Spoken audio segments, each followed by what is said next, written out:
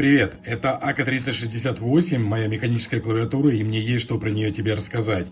По поводу комплектации. Поставляется она в хорошей упаковке, сама по себе коробка картонная, и по ней видно, что производитель хотел сделать все, чтобы конечному пользователю было приятно получить этот продукт.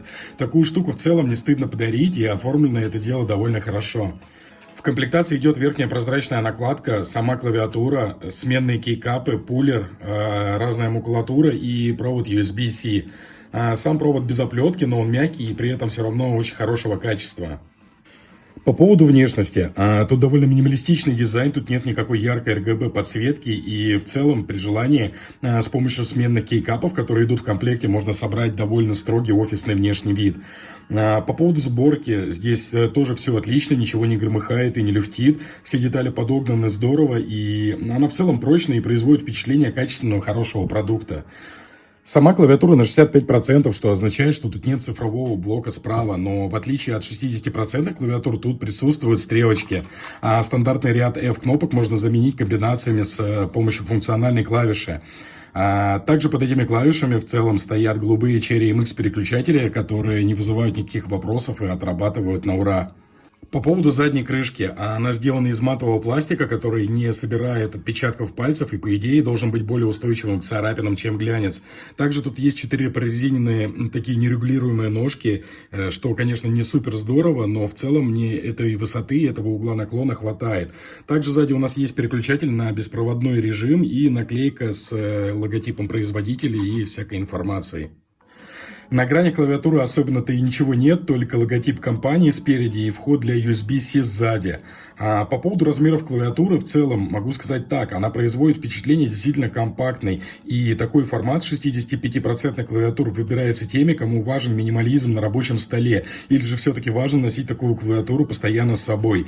Высота ее порядка 4 см, 10 см в ширину и порядка 30 в длину. И несмотря на свои компактные размеры, она все-таки сопоставима с 60% клавиатурами, где не всегда есть стандартные стрелки или функциональный ряд клавиш на правой грани. Здесь это есть, и это крайне удобно, и я этим действительно пользуюсь часто.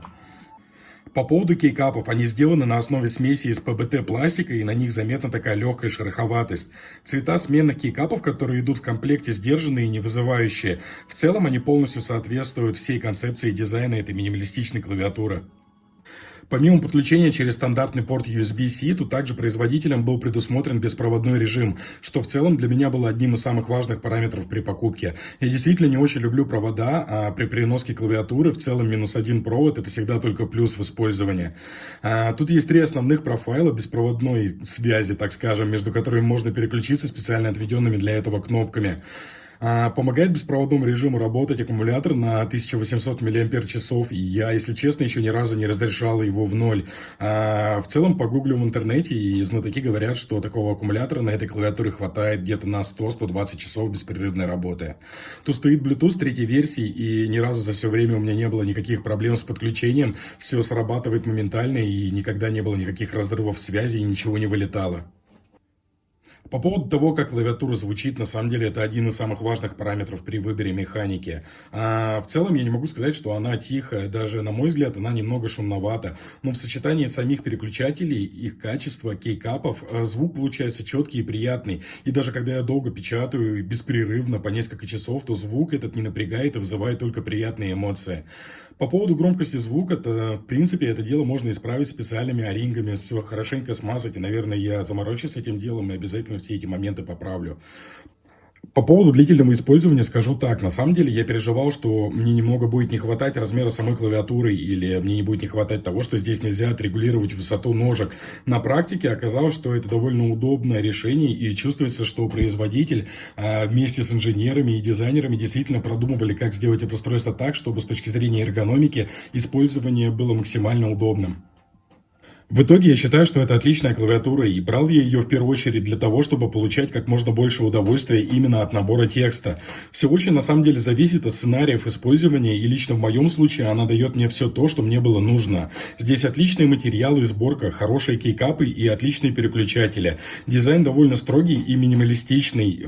В целом я могу ее рекомендовать к покупке и советую тебе при выборе клавиатуры все-таки потрогать несколько штук, пощелкать, понажимать кейкапы, посмотреть, как как она тебе в целом по дизайну, прежде чем делать окончательное решение. На этом все. Подписывайся на канал, ставь лайки, дизлайки, оставляй комментарии, подписывайся на наши соцсети. Пока.